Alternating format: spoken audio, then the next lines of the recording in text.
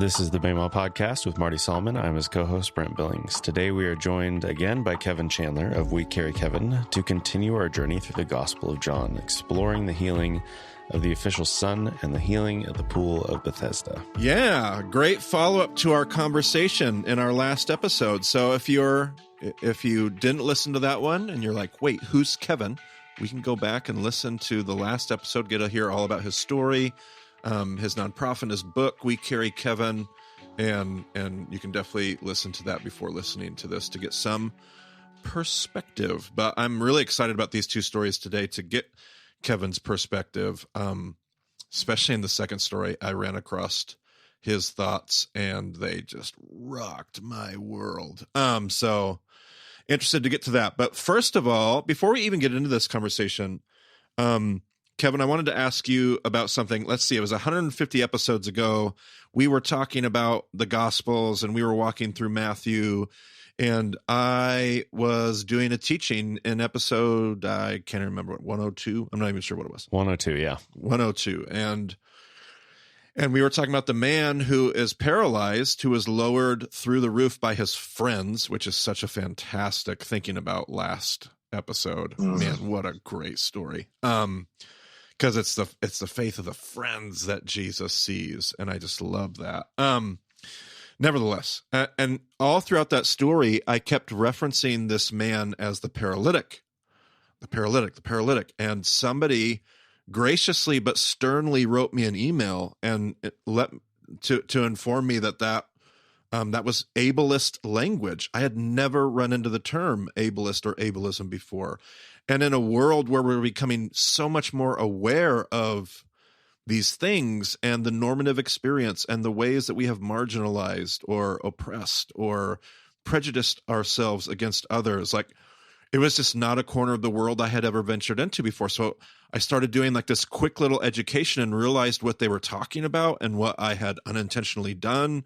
And so we did a video that we'll link in the show notes to that episode, an addendum video, where I just kind of like grapple with that and talk about empathy. And surprisingly enough, I got some dislikes on that video. I don't know what I could have said. Apparently empathy is a bad idea. That's sarcasm for anybody that didn't catch that. But anyway, I became aware of this larger conversation and debate within the disabled community. And I think I'm using that term correctly, but even now I want to be aware of those kind of things, but of condition first versus identity first language. And the one thing that I learned that day is I probably need to be more aware and very much strive to not use the term like paralytic, because it confines this whole person's experience into that one identification. And there's this larger conversation of, is it a man who struggles with being paralyzed, or is it a paralyzed man? How do you talk about the identity? And there's kind of like this debate in the community about what they prefer. And there are many people seem to say there's like a majority opinion, but it's just a majority opinion because there's also a significant it's a slight majority. So, Kevan, how do you prefer that when it comes to that? How do you prefer people talk about you and your condition? And one of the things we're going to say right up front that I know you are adamant about is this is not a monolithic conversation. You don't represent the community as a whole. You only represent yourself. You have your perspective, and you can't speak for others. And so saying that, what has been your experience or your perspective on your condition and how people talk about it and you? So I think that it is a conversation to be had.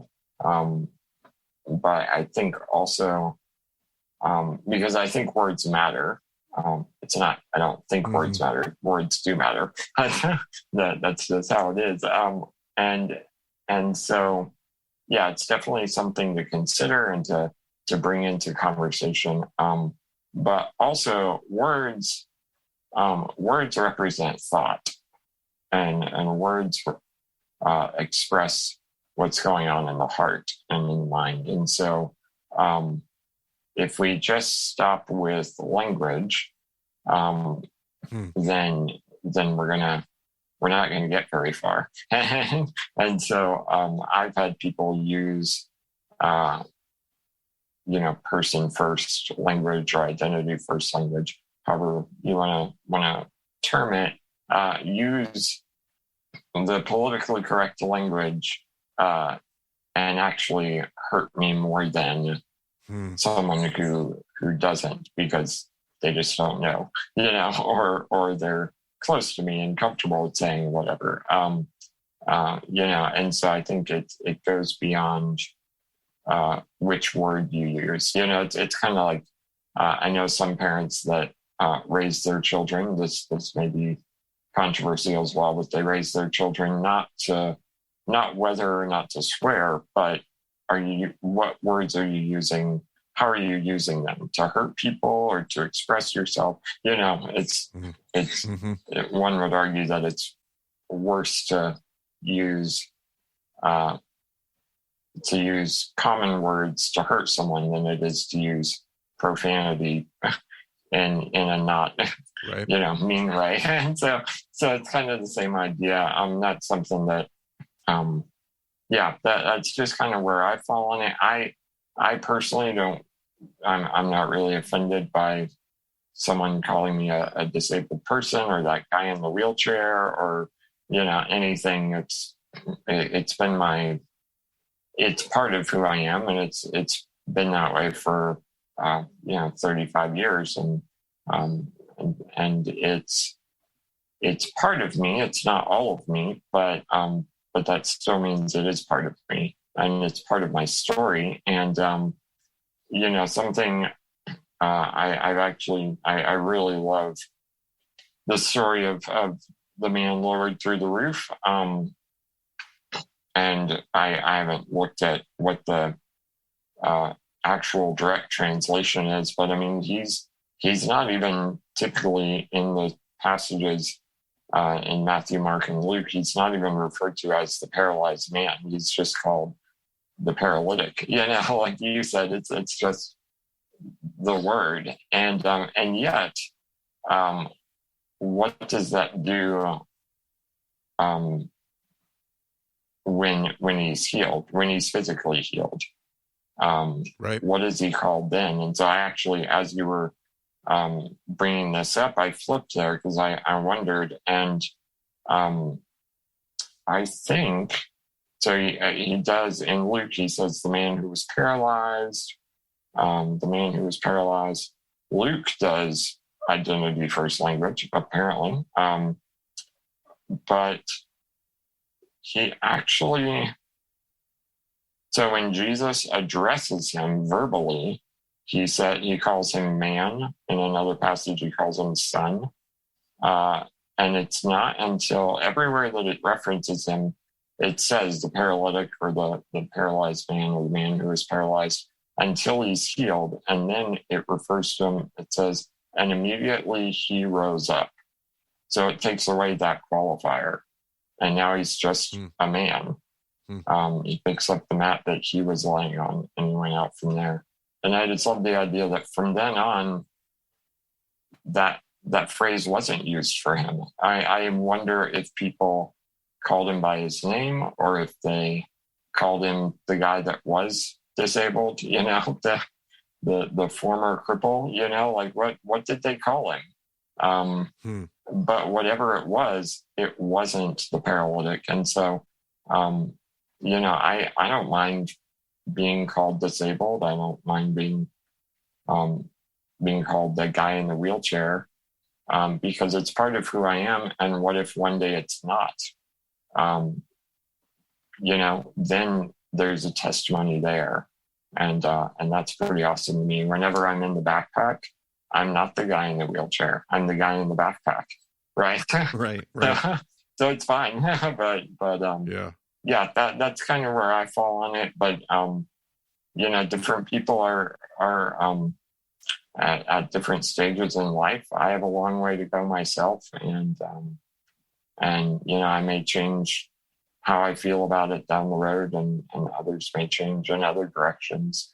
And, like we talked about in the last episode, I think whether we are the one using the words, or we are the words are being used on. Our identity and our focus needs to be on the Lord, and kind of go from there. I think we'll end up in a better position either way. Yeah, there's like a whole nother episode there. Anytime. But yeah, the real thing that I take away from this conversation is like a reminder that nothing is a monolith. Like, it'd be easier if it was. It'd be easier if everything was just clean, Sure. categories, simple, learn what the right thing is to do, learn what the wrong thing is to do, adjust your behavior. But we're dealing with people, and people are complex, and their stories are complex, and they're unique, and they matter. And that's what it means to love others and to see others. That's the work of empathy. And so I got to hear Kevan's perspective, and to honor and respect Kevan, I would get to do that now. But if I were to meet somebody else, I would get to see them and honor them by hearing their story and being aware of that and asking their perspective and honoring and respecting them. And that's the lesson in empathy that I take away from this journey. And I just find that unbelievably valuable. And I think it goes back to so much of what you were sharing in the last episode. So, and I would add too that people are dynamic, and as Kevan said, like in the future, he may change his mind on what his preferences are for this language. So you can't just take something and then hold on to that for the rest of your life. You need to be in a dynamic relationship with that person, and be aware of how their mind is changing, if it has changed, Yeah, you said 12 years ago, Brent Billings, you said, I remember, we grow, we develop, Yep. we change. I don't even know things I said. 12 years You ago. haven't changed at all, Brent. You're still saying the same things. I am fairly predictable, I admit. Speaking of Brent's predictability, Brent, how about you just get us into the text? Read us some Bible. How about that? All right. John 4. After the 2 days, he left for Galilee. Now, Jesus himself had pointed out that a prophet has no honor in his own country. Which, I'm going to interrupt you right off the bat. so interesting. Speaking of predictable. Right, yeah. So interesting here.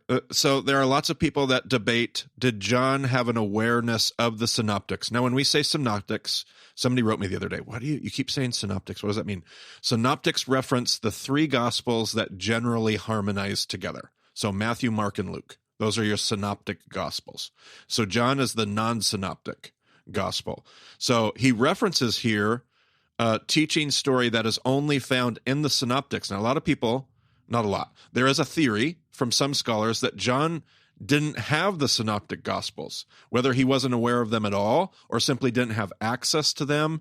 And so that means that this, in that school of thought, this would actually have to be an additional, like a later addition, some external addition to the original, which it's in parentheses in the NIV that often clues me that it could be a parenthetical later addition. I personally believe John does have an awareness of the synoptics, that his gospel does have a relationship with those other three gospels. But I just found it interesting that here John, or some redactor of some kind, references directly the stories of the synoptic gospels there here in chapter 4. So I just wanted to point that out as we went past. Could I ask just a quick thing? Could it also be, I don't know, but could it also be that he has that shared memory with the other writers, that Jesus said that he just didn't bring it up in the rest of his, he didn't bring it up when it happened? Yeah, absolutely. It absolutely could be. Lots of ways to pull the details together, to harmonize those details, to not even have to harmonize them, but just to acknowledge the fact that, well, if John was there just like Matthew, if John was there just like any of those other apostles, he'd have the same memory of the same story. He'd call back to it. I think literary scholars are typically going to say he's got to be referencing, when he says that, he's pointing out of his memory, but for the reader's benefit, he has to be connecting it to something. But that's not necessarily, that doesn't have to be true. So it's absolutely possible. Yeah, 100%. When he arrived in Galilee, the Galileans welcomed him. They had seen all that he had done in Jerusalem at the Passover festival, for they also had been there. Once more he visited Cana in Galilee, where he had turned the water into wine, and there was a certain royal official whose son lay sick at Capernaum.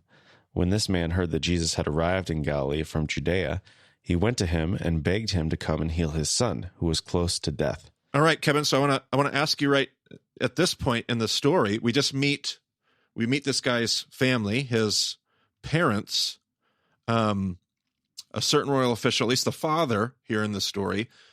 Tell us about what has, and obviously you're not your parents, but based on what you know of your parents, what you know of what they've shared with you, what you've heard them share with others, what has their experience been with your story, and how have you seen it impact them as we listen to? I just find it interesting to have you here because I always read these stories and everything is just like this esoteric, abstract character. Oh yeah, some official who has a son, and I get to have the opportunity to remind myself like this was a real guy with a real son with a real condition. And so tell me about what is, from your perspective, what it's been like to be your parents through your life. Yeah. I mean, my parents are just, they're remarkable to me. My dad's, he's a retired airplane mechanic, and my mom, has done a lot of work in the pro-life world. And so they're both just like very creative and very bold. And I think, if you want an argument for their being a God who puts people together, like there is proof, because that's the exact kind of parents I needed and my sister needed, and with our disabilities, and they just have a strength that baffles me in the right way. And man, I could just rave about them all day. But it's been hard for them at times and in seasons, because our disease is threatening at times. Growing up, if we got a cold, it could turn into pneumonia, and pneumonia meant 2 or 3 weeks in the hospital, and we've had surgeries and procedures and things that were pretty scary. And as bold as someone can be and as strong as someone can be, there's still, I don't know if I want to say a breaking point, but there is still things can still be scary. And I know that I'm thankful that they have each other within that, and that they turn to the Lord in those times. So they have their own network of friendships that is so Sure. important to them, in the same way that you have yours that are so important to your survival and experience every single day. Right. Yeah.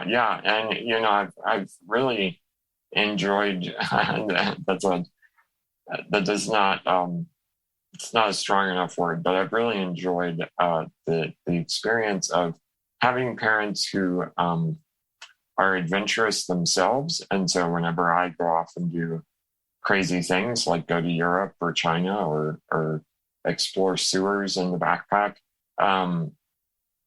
they really just kind of like laugh and shrug, and they're like, of course you will, or of course you did, and Right. fully support me. And then at the same time, when there is a concern, like they are at the bat for me. They would be the official here, Right. going to the next town over to find Jesus and being like, no, really, I need you.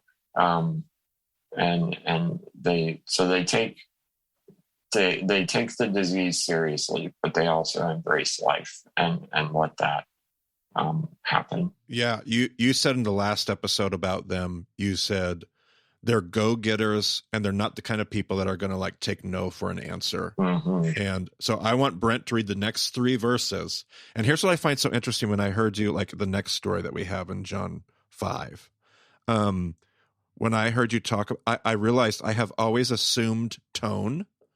I've always assumed there are so many assumptions I have made in these interchanges, these these dialogues, these exchanges in the Gospels. Mm. And I am so interested to hear what you hear, because there's a lot of similarities between what you describe about your parents and what I'm seeing here in this passage. This royal official who's not here to just like timidly ask a question and then shrink off when, like, he's a go-getter. He's not going to take no necessarily as an answer. Mm. So Brent, give us the next few verses, and then when he's done, Kevan, tell us what you hear in this, and feel free to take a moment. We'll just edit that pause right out, and you'll sound like you came right in off the reading of the passage. I'll sound so smart. But Brent, Marty, give us the next. Give us the next give few away verses. all of my editing secrets, Marty. Okay.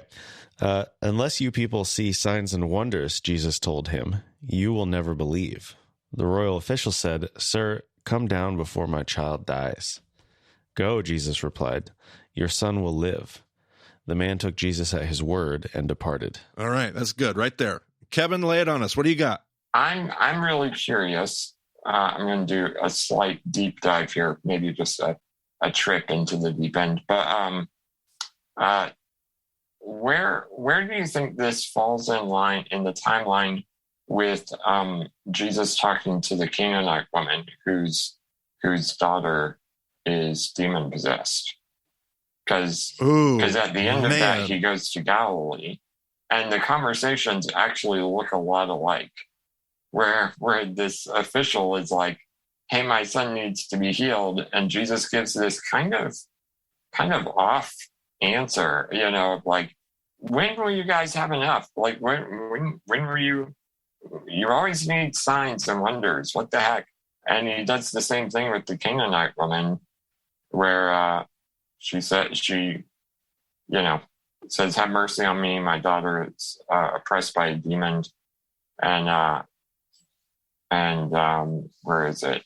He says it's not right for children's bread to be thrown to the dogs. Right. Right. So I'm just wondering if these happen close to each other and if there's a purpose in that. Man, what a fascinating question. One of the things it's like darn near impossible to have a good conversation about chronology with John because he does such weird things with time. Yeah. I was just talking about this with the rest of the teaching team, at least a couple members in different places, about the Gospel of John, because it's so hard to get your chronological feet because he's really weaving stories together. But I think if you were forced to make a decision, I think most scholars that I'm familiar with are going to say this is early, probably around the same time-ish, but this is going to be before the Canaanite woman, so it would have been this story, and then maybe not long after this story, the interaction with the Syrophoenician woman in the Synoptic Gospels. Mm-hmm. And so it could be this and then that, but we couldn't say that for sure, but such a fascinating question to put those two stories next to each other. That's really something. I love that. I think it's interesting that Jesus addresses the plural you, unless you people see signs and wonders. Ooh, yep. And then the royal official just drags him back in. He's like, no, we're not here to talk about those other people and what they need. Yeah. My son is going to die. Please come. Yeah. There's we need to deal with this right now kind of thing. Like, we'll talk about that later. This is more important. Yeah. Which Kevan, when you talk about your parents and your family situation, these three verses just feel totally different to me. Like, they take on a whole new light. There's a real and it's not that Jesus is oblivious to that. I wonder with Brent's observation if Jesus is like having this larger teaching point and this dad is like, hey, hey, I need your help. I need your help. My family needs your help. And there's this other conversation too, but because I just hear this totally differently, thinking about your parents, your dad. This is coming from a different place than when I was sitting in Bible college class, exegeting the Gospel of John, and there's an official with a son. Like that is different when I think about you, your family, your parents.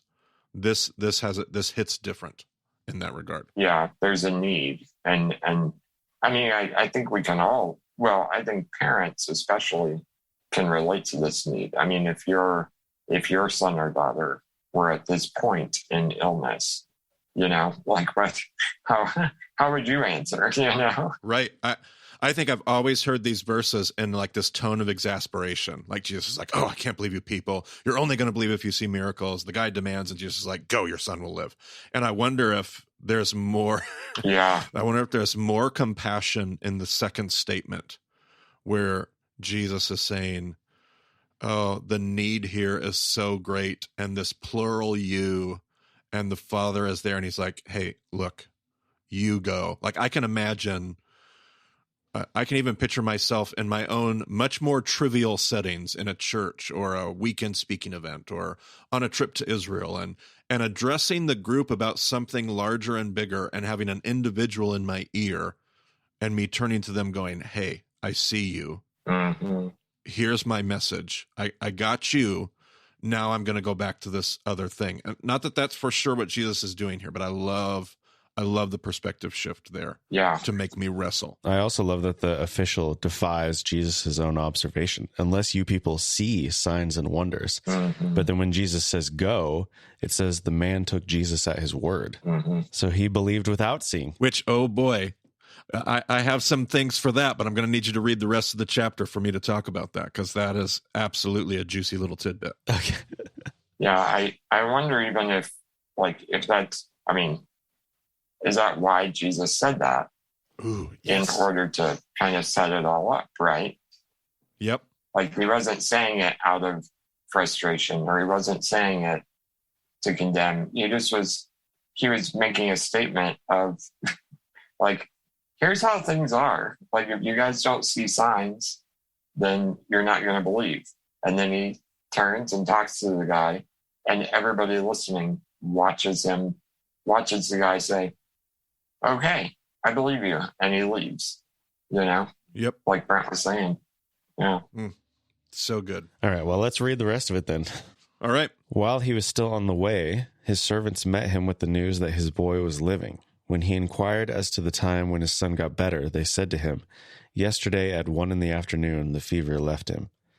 Then the father realized that this was the exact time at which Jesus had said to him, your son will live. So he and his whole household believed. This was the second sign Jesus performed after coming from Judea to Galilee. Which, oh boy, okay, we were just told the man took Jesus at his word and departed. So he believed, right? Mm-hmm. But then later, when he realizes the exact time, then he and his whole household believed. I thought he already believed. Or did he believe later? And what I love about this paragraph or two at the end of this chapter is it speaks to this really interesting relationship between belief, trust, confidence, assurance, doubt, wonder. Like this story, in my mind, as I'm hearing it and reading it, keeps us from making this a binary. Mm-hmm. He has faith, he doesn't have faith. He believes, he doesn't believe. This is far more complex and dynamic. He takes him at his word and he leaves, and then gets more, whatever you want to call it, evidence, proof, and there's a deeper, more rich belief. I just find that to be so, to me, affirming, because that's what my belief looks like all throughout my life and my faith experience. I have faith. I get it. I take Jesus at his word. I trust, but I also doubt, but I trust, but I doubt, but I trust. And people love to say, oh, well, then you're not really trusting if you're doubting. That's not what I'm reading here in this story. This guy takes Jesus at his word and departs.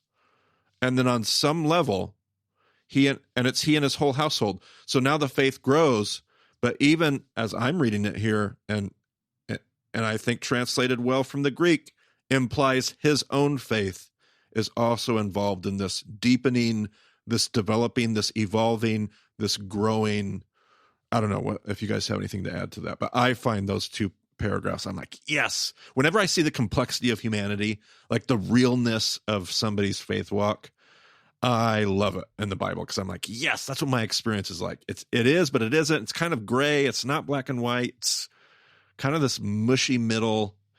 And there it is. See, it's in the Gospels. And I just find great encouragement and stuff like that. Yeah, I love that.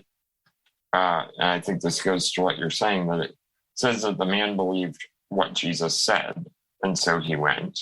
And then later that he himself believed. And I experienced that of reading the word or being in prayer and feeling like a peace that, on a particular situation or something, and just saying, all right, I'm just going to trust what you've said here, or what you've put before me. And then as that comes to fruition, as that's made, as that's fulfilled, then my overall belief is like more anchored, right? And I just, I see that here, like you said, the humanity of I'm going to trust what you said, and now I get to see that it was trustworthy, and so now I'm just going to trust even more, and trust in a deeper, new way. Yeah, you say that, and I think of like the first faith was like a faith without experience. Like it was like, but then all of a sudden you had experience, and your faith did something totally different. Like it went to new places empowered by that experience where you, and I love how experience, and which one of us listening to this that can hear my voice hasn't had that experience in our own faith walks, no matter how mature spiritually we may or may not be, where we've taken Jesus at his word, but only through, you look back on the last 10 years, you had that unbelievable crisis. You went through that painful situation.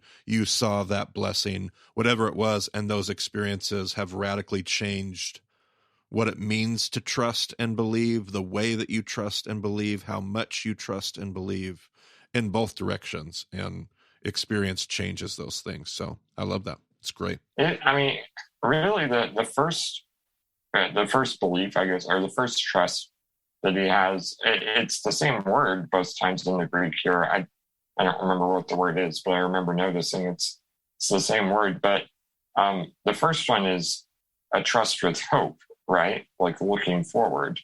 And the second one is a trust with experience, like you said. Yeah, absolutely. Yep. All right, Brent, with no further ado, we should get into chapter 5. Sometime later, Jesus went up to Jerusalem for one of the Jewish festivals. Now there is in Jerusalem, near the sheep gate, a pool, which in Aramaic is called Bethesda. I hate it when the text says Aramaic. What a dumb, arbitrary translation. You know what's so crazy is the NET still says in Aramaic, but when you look at the footnote, it says the Greek says in Hebrew. It's like, well, then why don't you say in Hebrew? Darn tootin'. All right. Go ahead, Brent. Sorry, I can never hear that without which in Hebrew is called Bethesda, which that's another argument, apparently. Check out the NET footnotes for a huge note on what all the possibilities are there. Either way, and which is surrounded by 5 covered colonnades. Here a great number of disabled people used to lie, the blind, the lame, the paralyzed. One who was there had been an invalid for 38 years. When Jesus saw him lying there and learned that he had been in this condition for a long time, he asked him, "Do you want to get well?" All right. So there's a lot of things I'm not going to talk about here because I keep some of this lesson behind the curtain for my Israel tours, where we actually get to go to the ruins of this pool, which I do think kind of solves some of the mystery behind Bethesda and which pool we're talking about or those kind of things. It was somewhat recent archaeology where we uncovered the 5 colonnades and those things where it was like, okay, we thought this was the place. This is probably definitely the place. And we became a whole lot more sure of that. But maybe just a little bit of helpful context. Read me verse 4, Brent, in the NIV. Well, the NIV relegates it to a footnote, but it says, I have to read verse 3 with it. That's always so much fun whenever somebody has an NIV paper Bible because they keep trying to find verse 4 and they can't find it. Do you actually want me to read it? I do. Give me the footnote of what's been in some manuscripts, but not the best ones. So verse 3, it says, here a great number of disabled people used to lie, the blind, the lame, the paralyzed, and that's where verse 3 ends in the main text. Verse 3 continues in the footnote, and they waited for the moving of the waters. And then verse 4 in the footnote, from time to time an angel of the Lord would come down and stir up the waters, the first one into the pool. After each such disturbance would be cured of whatever disease they had. Okay, so that sounds kind of crazy, kind of like your last episode in the story of a back room with a statue of Virgin Mary in it. Like there's this sense of, and you can, so here's some of the contextual background. What was happening physically that this later edition, this footnoted manuscript discrepancy is referring to? Well, as far as I have been taught, we now know that what was happening at the pools of Bethesda was Herod had built a water system for his palace, which sat on the other side of Jerusalem. And this water system was somewhat complex and kind of connected to all the other water systems in Jerusalem. And whenever he would open up that water system, once or twice a day, or maybe even less than that, I don't even know, but it would create the physics of the situation, which I'm no scientist, don't ask me to be one, but the physics of the situation would cause the pool the pool of Bethesda, the water there to be disturbed or to start to turn and to move because of the physics of the larger water system at play. Well, the people that observe the pool don't understand the physics that are taking place. And so what they see there is water magically moving. And so this legend that John references, some manuscripts, later manuscripts reference, is this kind of legendary idea that there's an angel stirring the waters. Now, what we'll find if you go on a trip with me to Israel is anytime you have water and any sense of magical, the pagan understanding is going to connect it to Asclepius, the god Asclepius, and the Asclepian, which we talked about in session 4. And what was the Asclepian, Brent Billings? That's basically the hospital of their day. Yeah, essentially, a pagan hospital connected to the healing powers of Asclepius. And wouldn't you know it, but we've found the ruins of an Asclepian, a small little Asclepian temple right on the edge of the pools of Bethesda. So here you have this pool in Jerusalem where the priesthood will come in and wash the sacrifices. So it has a very sacred Jewish function. And then right on the edge of this pool sits an Asclepian. There's some debate about how old is the temple and where does it date to and all those kinds of things. But it shows you that this pool was connected in both pagan and a Jewish sense to this belief that something was going to happen, something miraculous, something mysterious, something magical is going to happen in these waters. That's why you have people gathered around these pools, is because this pool doesn't act like other pools. And there's got to be something, whether it's an angel, whether it's Asclepius, there's something going. That's why these folks are gathered here. And so Jesus visits this pool, and that's the setting for where this story takes place. So he sees this invalid who's suffered with his condition for 38 years, which, by the way, feels like an odd number. If you do your Remez work, you're going to find out that 38 only shows up in one reference in the Old Testament. It's the amount of time that, either one of you, Kevan, Brent, who wants to play? Go for it, Brent. I never want to play. I hate this game. 38 years is the amount of years that Israel wandered in the desert, according to the book of Deuteronomy. They spent 2 years building the tabernacle, kind of camped outside Sinai. And we always say they wandered for 40 years. Deuteronomy says they actually wandered the exact amount of their wandering is 38 years. And you wonder what the remez here is. It a remez to the fact that this guy has been in his own wilderness, which is about ready to come to an end? Is there a reference to Deuteronomy and obedience or disobedience? That we can all wrestle with the drash, but I find the remez there to be interesting and instructive. And then Jesus asks this question, do you want to get well? Which seems like one of Jesus, I don't actually believe this. It just seems on the surface like one of Jesus's worst questions. Like this was not his best question asking day. Like, what? Of course, Jesus. And then I read some of Kevan's thoughts on what happens next, because I always, again, like the last story, assumed tone. I always assumed that this guy is making excuses. Here's this guy laying by the edge of the pool, and Jesus says, "Do you want to get well?" And he's just got a big list of excuses about why he's in his condition. And Kevan, you, unless you've changed your position, because you may have evolved in the last few years, tell us about how you hear, based on your own experience. What do you hear in these? First of all, Brent, go ahead and read verse 7. And then, Kevan, talk to us about what you hear when you hear this conversation. So Jesus asked him, "Do you want to get well?" And it says, "Sir," the invalid replied, "I have no one to help me get into the pool when the water is stirred. While I'm trying to get in, someone else goes down ahead of me." Kevan, tell us about what you hear, because you don't hear just a big list of excuses. You hear something else. Am I right? Yeah. And I hold it loosely, but I also really, like you said, from my experience, walking with the Lord, I don't know. I relate to this guy in some ways. And it kind of, if I can attach it to what Jesus asked him, rather than an exchange of Jesus offering to heal him and the guy making excuses, which is what we normally assume, I think Jesus was just starting a conversation. I think Jesus sidled up next to him, saw him sitting there, and was like, "Do you want to be healed?" Like, right? Basically, I don't know, like, what's on your mind, kind of thing. And the guy, I don't think that he was necessarily making excuses. That is the tone that we typically read it, but I think he's just stating what his experience has been so far. And part of me wonders if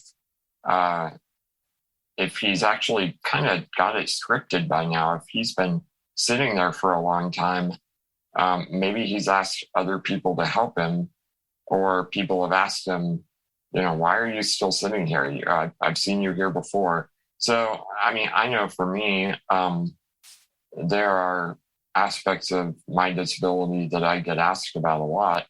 And at times in seasons of my life, I've had scripted answers, not even because I meant to, but just because I had to answer it so often.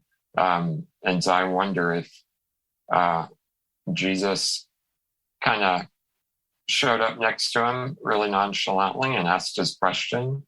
Maybe he sat down next to him. I don't know.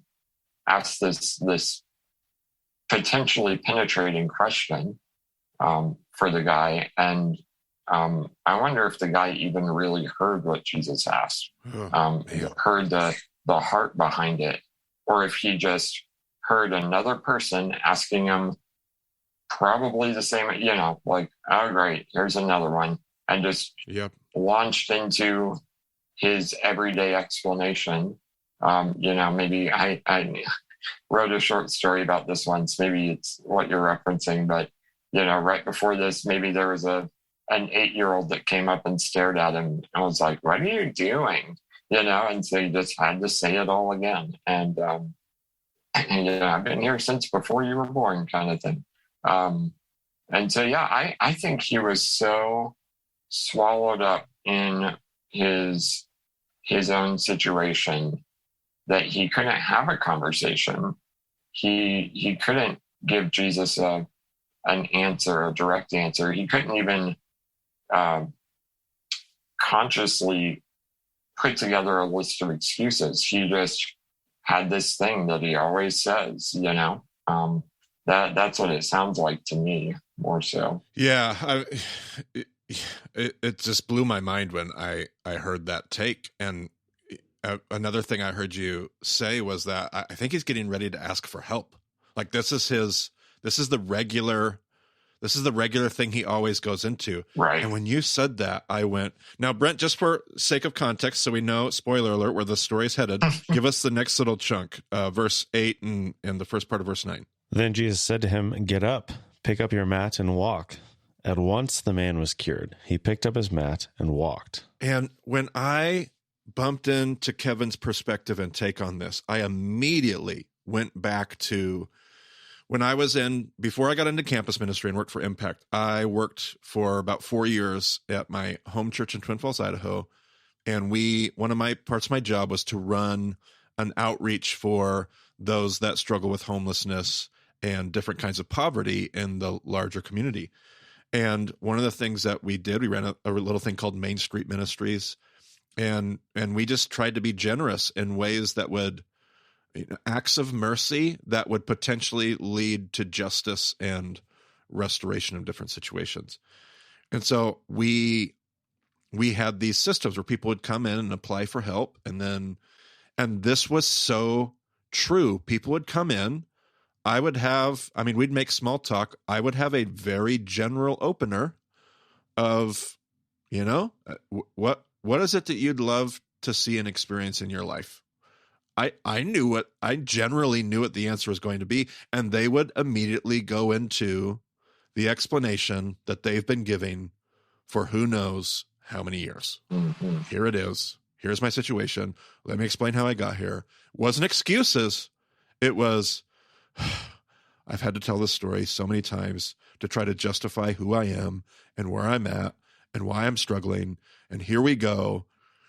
And somewhere along the way, I love to be able to step into that situation. It was like a joy to be able to help them when that right moment of the conversation, the door opens and you get to be like, yeah. I know you're used to telling that story.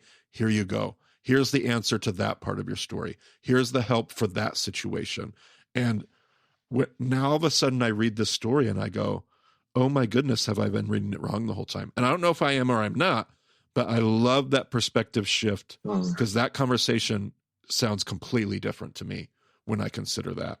And I have my own experience. Kevan has his, but I've even had my own from the other side of the situation going, well, of course, that's exactly how those conversations went. Exactly like that.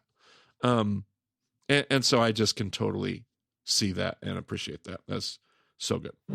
But the story continues. Brent, take us on. Sorry, could I just throw one more thing out there as a side note? You better interrupt us, Kevan. That's why you're here. If you don't, I just keep steamrolling the whole thing. Well, if I'd known that, I'd know. So just going back to our conversation at the beginning of the show about person first or situation first and everything.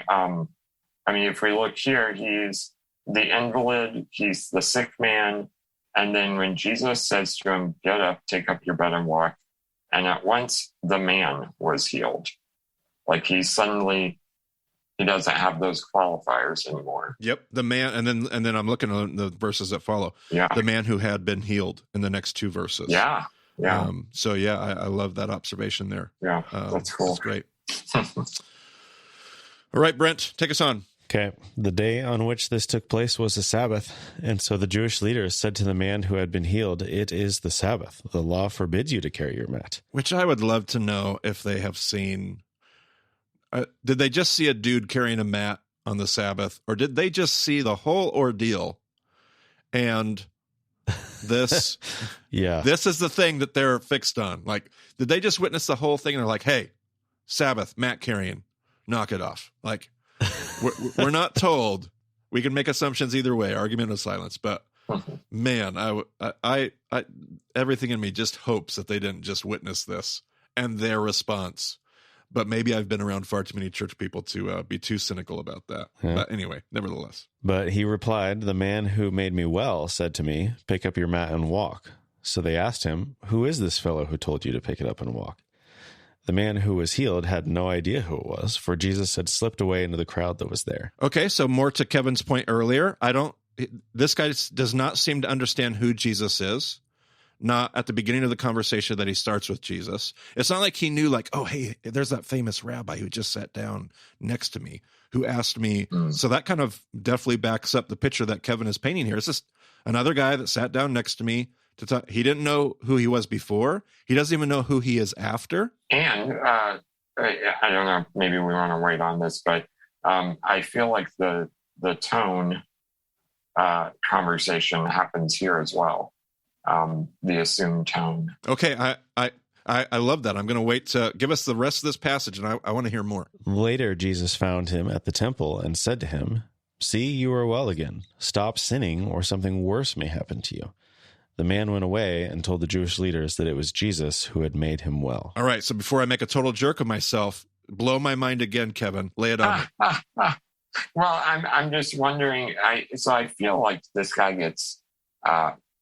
Well, this is a terrible way to put this, considering his situation, but I feel like he gets thrown under the bus a lot, and just by us who read it now, because we read this and we assume that he's making excuses, and then down here he says, "The man who healed me, or the man who made me well, he told me to take up my bed and walk." And I feel like usually we read that or we hear that and we run with, he got in trouble, so he's pointing the blame, But I wonder if it's actually more like, take it up with that guy because he healed me, which I think gives him more authority than you, or like I wonder how much joy is in his voice in this moment versus, I don't know, calling out the guy that just changed his life. Yeah. How do you hear that next statement from Jesus, Kevan? That's the one that sticks with me. Mm-hmm. When Jesus says, "See, you are well, stop sinning," or something. How do you hear the "stop sinning" as an indication that there's something about what he's doing? Or do you hear that differently as well? Yeah. So I had never thought of it in the sense of stop sinning, just because the ESV that I usually read says "sin no more," which is more general, right? So, if it is direct in the moment, then that may inform his posture, in the conversation up till now. But yeah, it makes me wonder if he was an invalid because of his actions, not so much because of he wasn't born a certain way. He just, maybe he got himself in trouble with the wrong people or something, Yeah. So if you take the more ESV rendering, you could read that in a sense as, like, "See, you're well again." If you don't go live in freedom, this whole thing can crumble back. Like, go, like, live the life that you've been set free to live. Yeah. Otherwise, this whole thing's going to spin back around on you. But he is also talking about sin, right? Oh, sorry. Right. Which is a much deeper heart thing. So, sure. I wonder, I wonder if he's addressing that conversation that he just had with the Pharisees, or if he's kind of having a separate, because it says that Jesus found him, later. And right. So is he just saying, like, "Listen, I healed your body, but there's some heart stuff that you need to get right, or it's going to be way worse than just having a body that doesn't work." Man, you just said that, and I just realized he's in the temple when Jesus finds him, which is not the pools of Bethesda. So that is I feel like an idiot that I haven't noticed that before. Brent, I heard your voice. What were you going to say? I was just going to say, as far as stop sinning versus sin no more, the NET goes with "don't sin anymore," but they do have a footnote explaining how it could be stop sinning, but then they make their argument suggesting why it doesn't actually make sense in this case. So interesting. Now, I'll tell you how I'll kind of close with my take on what I've always, and again, this is informed by my perspective in ministry and the people that I work alongside of. I've always felt like this guy has this unbelievable experience, but then, like, based on the conversation he's having with the Pharisees, I always used to read it. I'm challenged now. I'm challenged because of Kevan's take. But I used to read this as he takes his mat, he's carrying it around, and he's kind of flaunting, like he's kind of walking with this sense of like, "Oh man, I've been healed, and I am just, and I'm still carrying my mat." Like, it's one thing to be healed, to take your mat and to go home. It's another thing to be healed, to take your mat, to head to the temple, to walk around in front of everybody. And that could be a huge assumption on my part. Totally challenged today. But I've always heard Jesus say, "Listen, you're healed, but that's not what we're supposed to be doing with our healing and our freedom. So knock that off and go walk in the way that we're supposed to walk."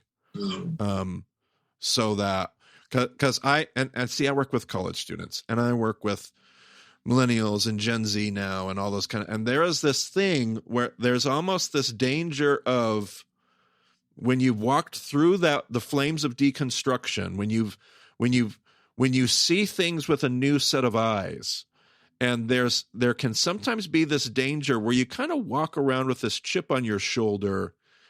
And I think there's a word in this story, potentially, there's a word in this story of, all right, you've seen the light, you've tasted of Jesus, like, this is good. Be careful how you carry this self-righteous newfound knowledge. Because if you don't carry this well, you're going to end up in a worse spot than where you began. The responsibility of that same experience we talked about in the John 4 story, the healing of the official son, where we've now experienced what maybe the lesson here in these two stories is, what do you do with the experiential faith? Like, you have faith, then you experience that, and then what do you do with that faith at that point? What does faith look like when you've experienced the goodness, the healing, the Jesus, the Christ? What do you do at that moment is also a very important conversation. But I digress. What do you guys think? Anything before we close? Oh, man. That sounds good to me. Yeah, I'm on board. Well, there you go. I'll take it then. I'll take it while I'm ahead. We've said But I will wrestle with this story more than I ever have in this last year, and especially after today. I really love taking this story, turning it in a new direction, and seeing a whole new part of the prism shining through the gem. And it may change the way I may never be able to do the same lesson I do at the pools of Bethesda again. I may be ruined forever, and I'll blame Kevan. I'll say, Kevan's ruined my lesson at the pools of Bethesda. Well, if I can just add on to that too, what we can see here just completely directly is, without, there's a lot in this story that we can learn from if we take the different angles. And, there's even, just as we've heard 1,000 different sermons, assuming that he's making excuses, there are things to learn in that version as well, right? Yep. But something that I'm even just sitting here reading it now and talking through it with you guys, something that strikes me is that Jesus meets him where he is, and Jesus meets him where he is twice, right? Yeah. Yep. And that's just an aspect of this that doesn't, it's not opinion. It's just like right there. Like, he's literally sitting. He's literally in the temple, and Jesus finds him. And I'm just so thankful for that too. That Jesus does that. He seeks him out, and the first time he finds him, it's this question in order to maybe to get a conversation started, and the second time it's instructive, but either way, Jesus meets him where he is, and I'm just thankful for that in my own life, and in the lives around me, that I've seen that happen. Amen and amen to that. Yeah, that's great. Yeah, I think where I'm at with this story is that I just need to wrestle with the new perspective and just dwell on it for a while. So that's kind of why I don't have any thoughts formed yet. It's good enough. We're gonna allow it. Kevan and I are going to allow it. All right. Well, if you want to get a hold of Marty, you can find him on Twitter at Marty Solomon. I'm at EIBCB. And you can find more details about the show at BamaDiscipleship.com. Kevan, it's been a pleasure having you with us for an extra episode. I'll include your website in the show notes as well for people to get in touch with you. Thank you. So, yeah, thanks for joining us on the Bama Podcast. We'll talk to you again soon.